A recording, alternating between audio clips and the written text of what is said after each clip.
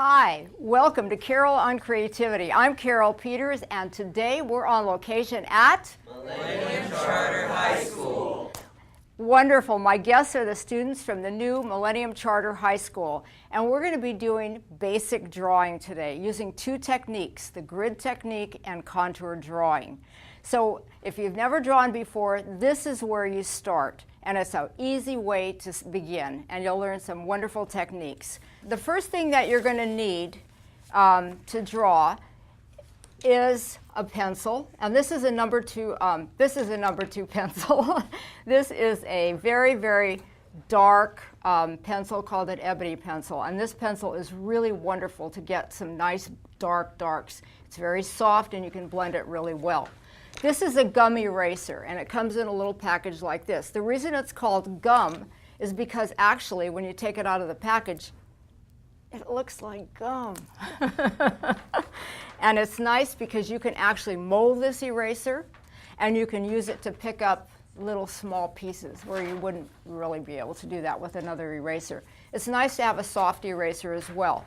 The number 2 pencil is a very light lead, and we'll use that at the beginning, and it's got a dense eraser, which for artists is pretty harsh on the paper.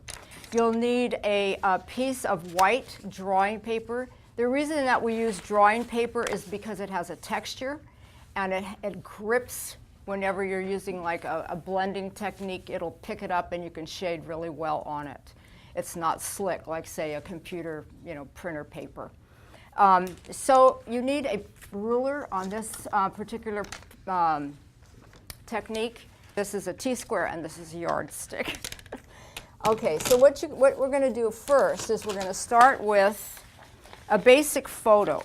So in this particular technique, it's easy because anybody can go through a magazine and pick a picture out of a magazine. And it actually forces your eye to look at what you're drawing. And that's basically what we're doing today in both of the techniques. So if you pick out something that has some nice lights and darks, that really helps. In this case, we picked a recognizable celebrity, Marilyn Monroe.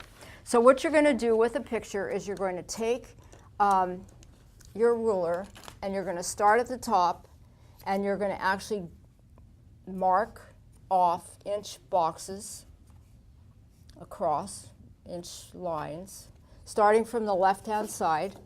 And then you're going to go down and do the same thing, inch all the way down. Now the picture doesn't have to be an 8 by 10. It can be any size. It can be any subject matter that you're interested in. It doesn't have to be a celebrity.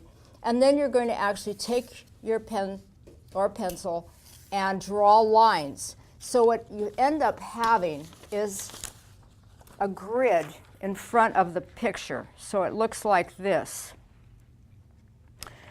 Now this takes a little bit of math. And so what you're going to do is you're going to count across, and I number them, 1, 2, 3, 4, 5, 6, 7, 8. In this case, it's 9. And then down, 1, 2, 3, 4, 5, 6, 7, 8, 9, 10, 11. So when you do that, you have, this is a 9 by 11, and they're inch boxes. I want to make it bigger. I want to fit it on this paper. And this is a fabulous way to do enlarging, because you can have a wall, and you can take this and put it on a wall. Depending on how big the box is, the technique is the same. So it's really, really good. So what you're going to do is this is a 18 by 24 piece of newsprint, and you would be using your drawing paper. I'll take my yardstick. It's 18 by 24. 18 this way, 24 this way. So if it's 18 by 24, and my picture is 9 by 11, I'm going to divide the 9 into this. The 9 goes into 18 twice, and 11 goes into 24 twice. So in this case, I'm going to use 2-inch boxes. If you come out with another, like if you came out with something that was not the same, just pick the smallest number and it'll fit. So that's just an easy way to do it. So you're going to take your paper. I'm going to measure out 2-inch boxes on here, every 2 inches, and down the same way. every 2 inches. And then this is a T-square, and not very many people know what they are unless they're in art. And what it does is it actually grips the side of the table, so you're going to get a nice straight line. So you can put this, and you can, wherever you made your mark, you can go across, and down, down, until, and I did this because it speeds up the process, until you have a grid on your white drawing paper. Now what you're going to do is start the drawing technique. So basically what you're doing is you're looking in this box. There's nothing here. So in this box up here, you'd leave it empty. This box, nothing, nothing, nothing. You're going to come down and you're going to say, okay, I see a little bit of hair going along here, and you start to draw it. So wherever you see it crossing, you can start just looking at your box and just keep drawing in the outline. And this is just the outline. You're not worrying about whatever's in the box. Now, in this case, this piece right here is called negative space. There's nothing there. The piece of hair is the positive space. So if you just look at the negative space and you get that in right, then you know your drawing is right, because all you're looking at is the box. So basically, you can block this in very quickly if you're just following this line and not worrying about what in the heck is it. Now, I would start with a hair or something that's less intimidating, and if you want to just dot it around, that's fine. You can just dot it, and that works. Sometimes when my students were intimidated, I would tell them, you know what, just use your eraser and draw with your eraser, because that works really well too. So what you can do is just take your eraser and just kind of draw with that, and then you're not committing. So you think, okay, the top of that lip looks good, so I'm just blocking it in like this. So see how fast this goes, because you're just looking at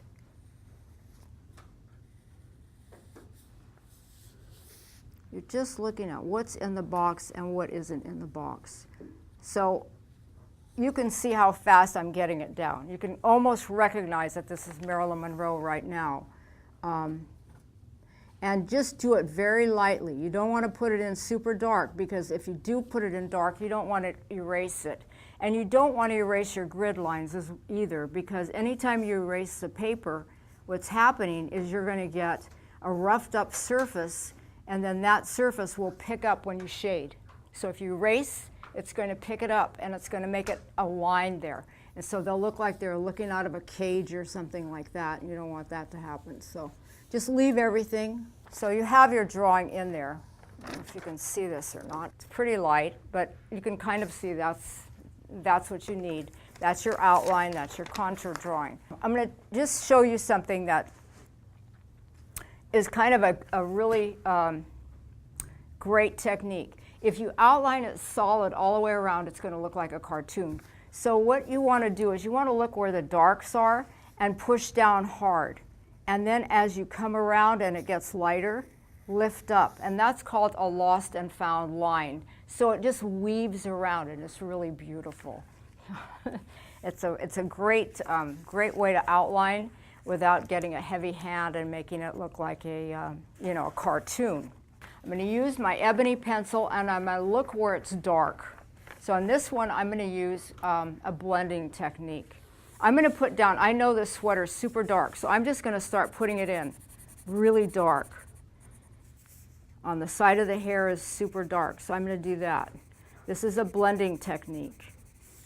And I'm following my line around. And usually if you use this technique, you might use it in some areas. In some areas, like on the face, you probably wouldn't want to do that.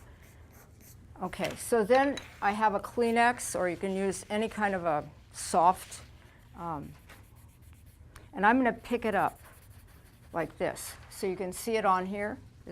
It's picked up. Now, you know, when you're looking at this, this is darker under here. So you're going to move this surface because dark recedes, light comes forward. So under the chin, it's dark. So I'm going to use this. I'm not going to use my pencil. I'm going to use this and I'm going to move it like this under the chin. So you can see that it's actually, and I'll show you on a larger one as well. I want to just kind of start this out. So you're getting a dark in here, and I'm actually just taking it from here and just moving it around. So that's one technique, just taking the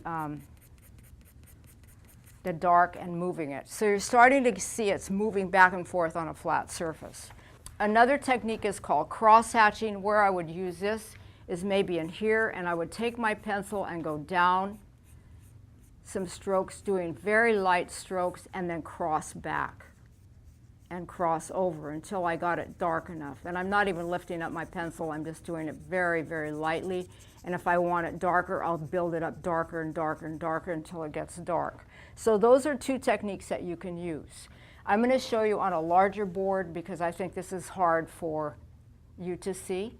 And also the cameras be easier for you to see as well. This was a completed Marilyn Monroe, just to see it, done with the same technique, the pencil. So I'll just leave that here.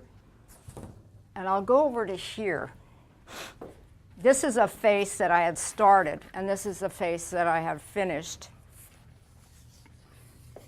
So there's two of these. This is barely started, and this one is kind of finished. But what we're going to start with to get to this point, and I'm going to have you, all of you do this as well. So just get a piece of newsprint and a piece of charcoal, and we'll start. This technique is a blending, and that's exactly what I just had you do. So you just take your piece of charcoal. There's several kinds of charcoal that you can use. This is a stick charcoal. It's nice and strong. There's a vine charcoal that's really thin and wiggly, and it snaps all the time. Just draw a circle as best you can. It doesn't have to be perfect on your paper. So this is the blending technique. This is the blending where you're going to put the black down like I did on Marilyn's neck and move it around, okay? Now, this is the outline. The outline is super flat. You don't know what in the heck this is. Is it a pancake? Is it a ball? What in the heck is it? Is it a hole? There's no way to tell without shading, so that's why shading is super important. The picture over here, you can see the clothing is shaded, the guitar is not. The clothing moves back and forth. So as an artist, if you think light comes forward, black recedes, that's where you put your dark, is where it recedes. So if this is a ball, the dark is going to be on the sides and the ball comes forward, so that's going to be in the center. So that's where your light source is going to be. The real trick to shading, this is a curved line, curve your hand with the outline. That will make it look like a, it's a circular. And then I'm just going to take the side of this to make it fast. I'm going to curve it, and I'm going to curve it like this. And I'm going to make it dark on the outside. Just make it dark. You guys do it with me. And I'm trying not to stand in front of it so you can see. And basically just do one side because we'll pretend like there's a light source coming from here. And I'm looping it around a little. If you go outside the line, it's okay. I'm using the side of this just to build up some nice dark. So even with that much, it looks rounded. Can you see how it's already starting to look round? Now, with your paper, once you get that done, and you can use, somebody said, oh, I want a brand new piece of charcoal. Just like when you opened up your Crayola box and you wanted the brand new pointed ones. Actually, the ones that are smaller work really good because you can grip them and you can make the outside work. So this is rounded. Now you get your tissue and it's a ball, go around. Make it lighter on this side, but you can just pull it over. Look how easy that is. So fast.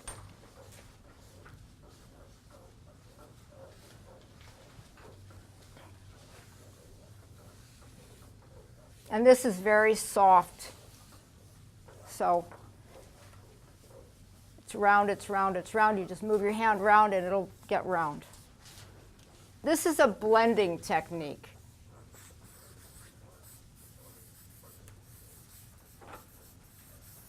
Okay, and that's easy, especially if you're doing a soft, smudgy, media like charcoal. Crosshatching. This is probably this is the one I did with the Marilyn Monroe. I used crosshatching because I wanted to get really nice defined lines. I wanted to have it look like it had form. I didn't want all this smudgy powder because charcoal is very loose. So I used crosshatching with a pencil. But you can do another ball or you can do like a cone. We'll do like a cone here just to show you different shapes.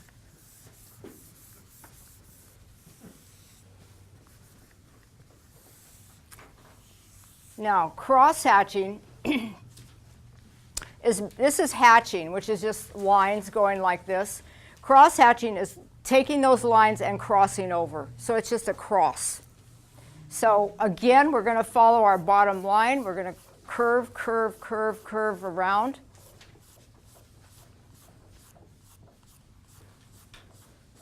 Because you're following this bottom line. If you put that straight across, it would look flat. So I'm going to curve it. It's always darker at the bottom because you know there's gravity on Earth. You know there's shadows underneath you. There's shadows that ground you. So you normally put it darker on the bottom because that's what works the best. So shading around. Smaller as you get to the top. I'm using the side of this charcoal. And then I'm going to cross it. Small little lines. And this is cross-hatching.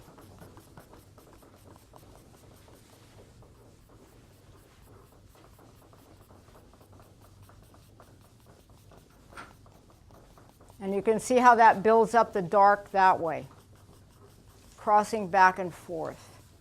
This is just another technique to get your darks in there. And again, this, if you take a close look at this Marilyn Monroe, you can see the cross-hatching in the neck. You can see it on the face. You can see it around the eye. You can see it all over on the shirt. So this technique works great, especially if you want to control your surface.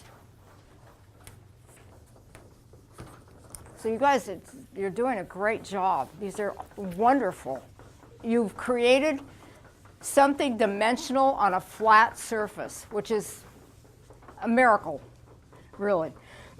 This is hatching that just goes straight across. Another technique is stippling. Stippling you will use a lot of times to get texture. If you're doing sand or something like that, stippling is just mainly little dots. And you can do this with markers. You can do it with anything. Tighter you group it, the darker they get. So that's stippling. This one is cross-hatching.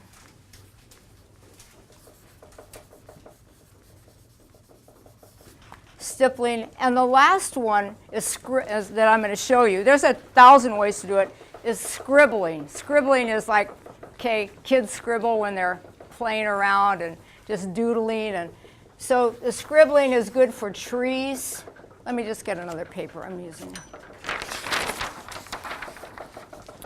So here's a tree. Okay, if you guys are doing sets, if you're doing, whatever, and you want to do some fast leaves, scribbling is really good because especially if you're drawing something from a distance and you really can't see every leaf on the tree and you really don't want to draw every leaf on the tree, again, just go like this and scribble. Circles overlapped. Pretty soon, it looks like you've got some kind of a foliage going on.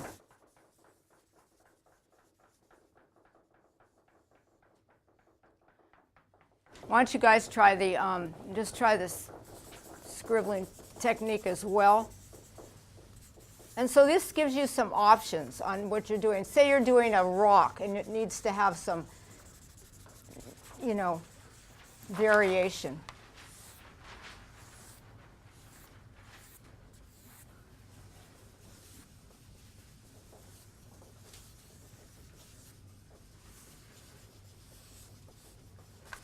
Anyway, it's not going to. So you would just build this up, build it up by just doing, you know, lights and darks using the scribbling technique.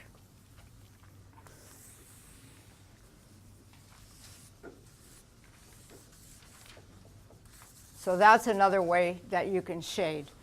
Now we have something that we've looked at. This is kind of the same thing. I've shaded the sides using this.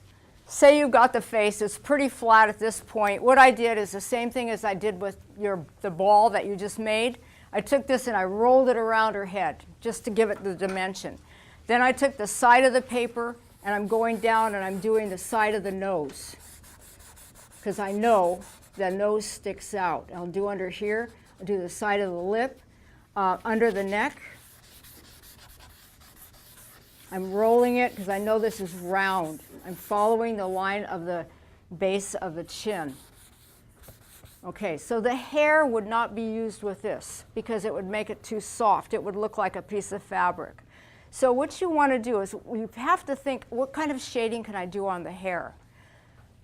One of the really, really nice things about any kind of pencil, any kind of piece of chalk, a brush, whatever you're using, you can use a thick and thin line with the one thing you're using by the pressure that you put. The pressure is really, really important.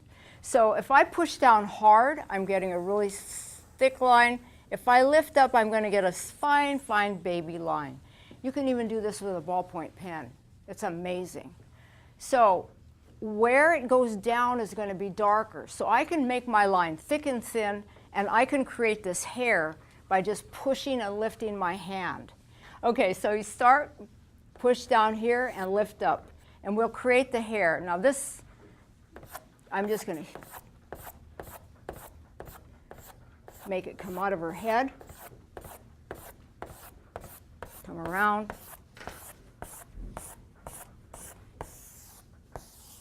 And then I'm going to come back up because I know that it has the light and dark, and this is going back, so I'm just going to hit and lift and come back up.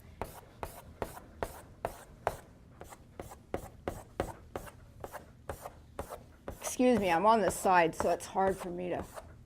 Let me get over here. Excuse me.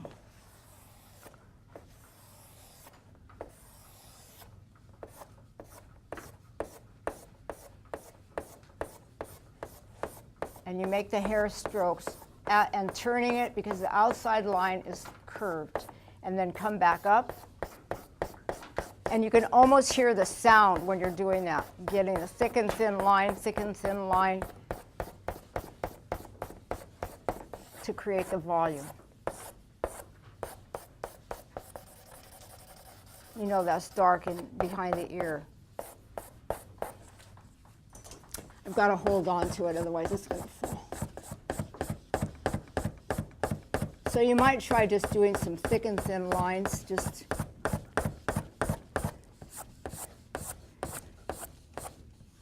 you know, if you wanted, you could do bangs, you could do a mohawk, you can do anything like this. It's really cool because I'm lifting my hand each time I'm pushing down. Come back up, almost attacking it. With the eye, let's do a little bit softer thing here. I'm going to shade this by just using the side of my pencil. Again, with the eyelashes, thick and thin. They're thick when they go under, and they're thin when they come up. So you're going to, and they go out to the ear. So I'm just putting these in.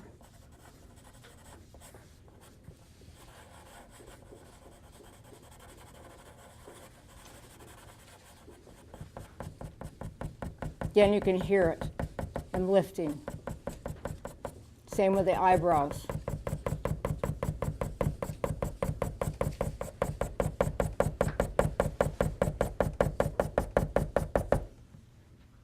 The same, you're doing the mouth is curved,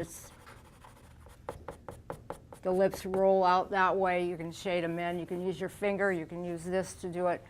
If you have a dark on both sides and light in the middle, if I wanted to actually blend it a little bit, I could take this and I could use, once you get enough on here, you can actually draw with it.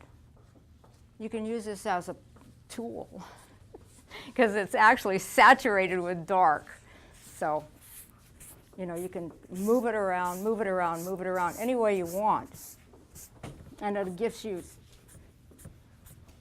and I'm still moving my hand the same way. So basically that's it. This is one that's a little bit more complete. You can see there's more lines, but basically the idea is the same. So if you're going to do hair, root it down hard with your darks and lift it up and then come back up. And don't put the middle in, and then just blend it together, and you've got instant hair. So how good is that? If you're filming something, or if you're, in a play and you want to create a set, that's an easy way to do it. You could see the stippling. You could take a sponge and just make your tree with a, stipple.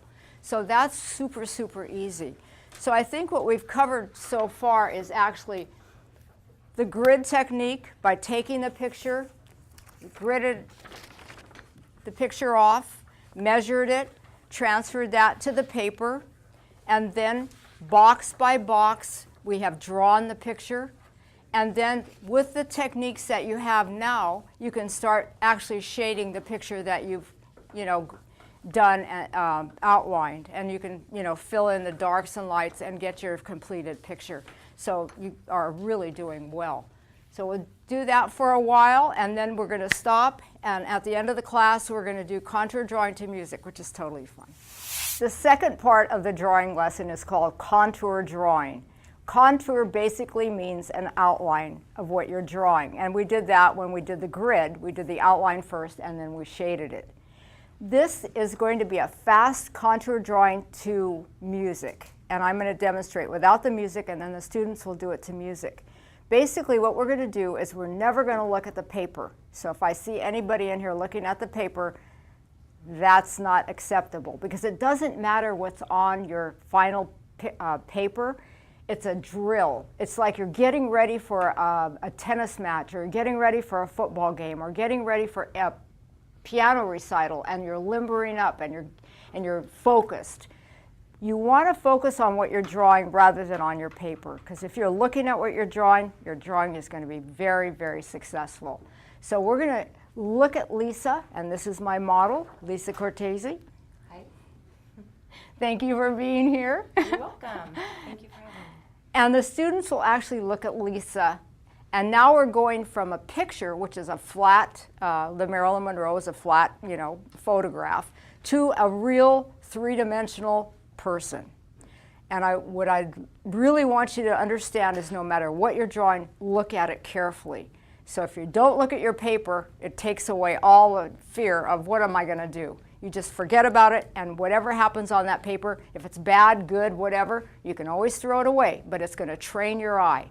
So what you're going to do is you're going to stare at Lisa and put your eye at a certain point, say the top of her head, and all you're going to do is you're going to take that pencil and follow around their curve of her arm, up and down, around her body, without looking down. So you just do not lift up your pencil, your paper, your charcoal, whatever. You keep it straight on that paper and you look.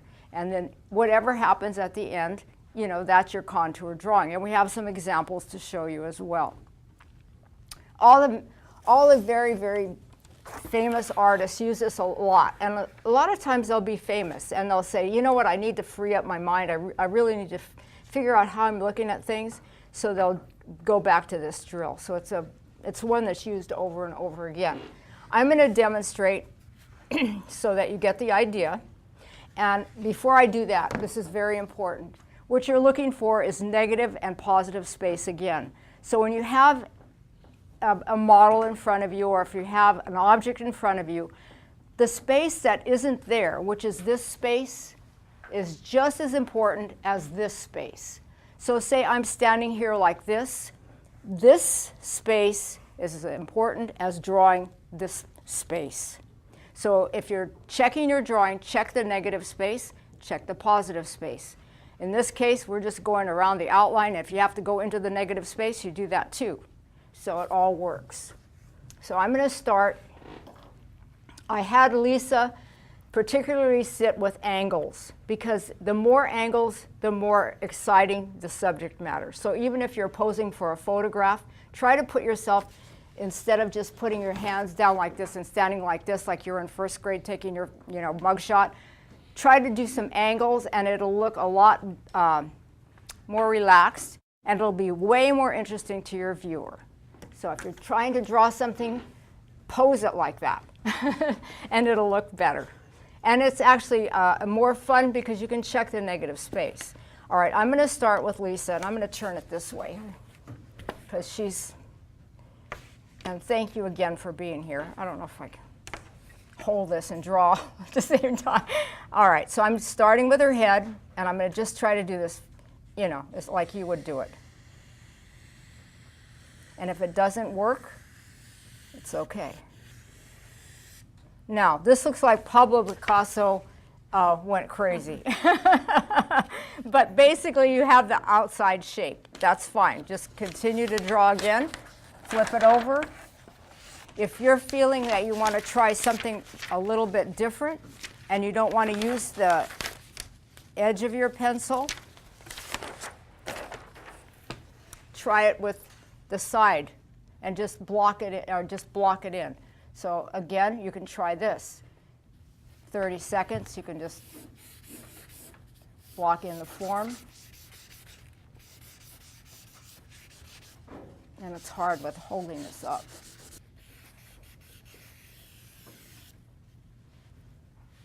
And you saw mine. You saw it's fun. It's not something that you're going to hang in the Louvre, right? It's just getting your mind there, and with you down and you have two hands to hold it and not trying to juggle it, it should be faster and easy, and just, if it turns out like scribble, that's fine. You're just practicing. So we're going to turn the music on now, and I want you to draw.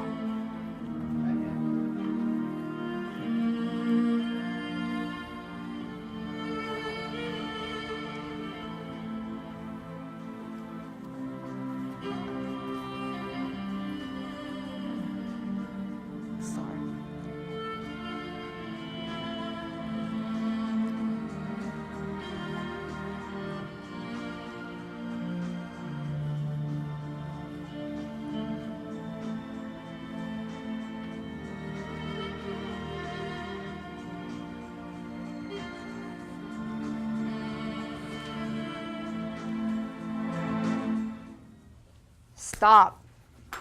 Okay, switch papers. And this is, let me just hold one of these up so you can get the idea. This kind of looked like what I did because you're capturing the negative space.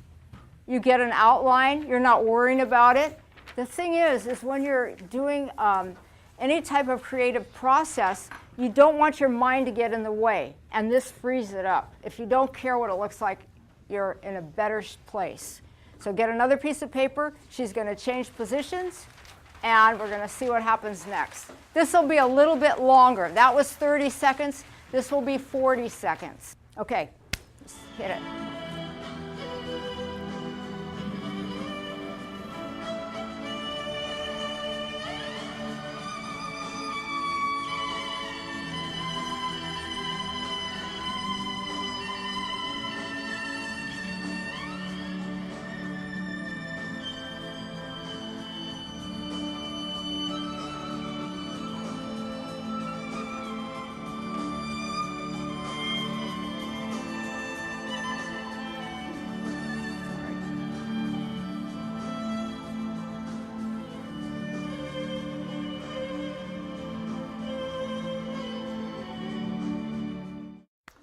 Bravo! Most of you are not looking down at all, which is amazing. And look at this. I mean, just getting that outside line. Everybody was in a different place. Okay, we're going to start now. This is going to be a longer one. This is going to be a minute. So you're going to just slowly go down the outside. You don't have to rush with this because a minute is a long time.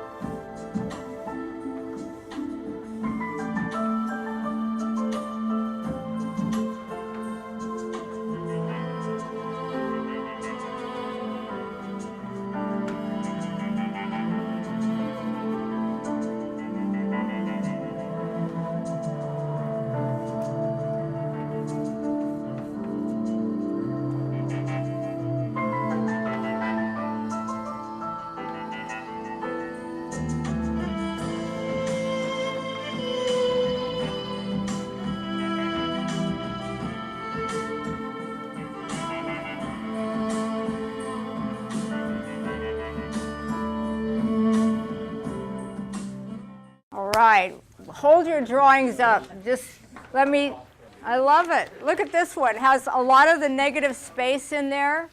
You can see how Picasso and some of the abstract artists, the cubists, using the side, nice, big, bold form. I'm seeing some really strong, you know, you're not worrying about every line, getting the form down really well. You know, just, you can tell it's a person. I mean, that's amazing. That's great. That's an accomplishment. Look at how good these are. Use your charcoal because it's bigger and it's darker and it commits you more to that paper. Ready, set, go.